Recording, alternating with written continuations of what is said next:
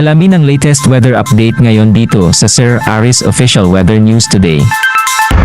Sa kasalukuyan, hindi na po umiiral itong Northeast Monsoon o amihan sa anumang bahagi po na ating bansa at ang dominanteng weather system ngayon na nakaapekto sa malaking bahagi na ating kapuluan ay yung easterlies o yung mainit na hangin mula sa karagatang Pasipiko na kung saan magdudulot pa rin ito ng mga kalat-kalat na pagulan, mga pagkidlat at pagkulog lalo na sa Eastern Visayas, Caraga at sa Davao Region.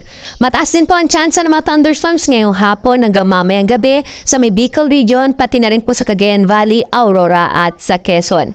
Dito na po sa atin sa Metro Manila, pati na rin sa ibang bahagi pa na ating kapuluan, ay generally magiging maaliwalas naman po ating panahon ngayong gabi at kung may mga pag-ulan man, panandalian lamang.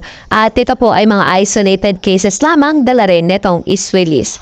Sa kasalukuyan, wala tayong minomonitor na low pressure area o bagyo na posibleng makaapekto sa ating bansa.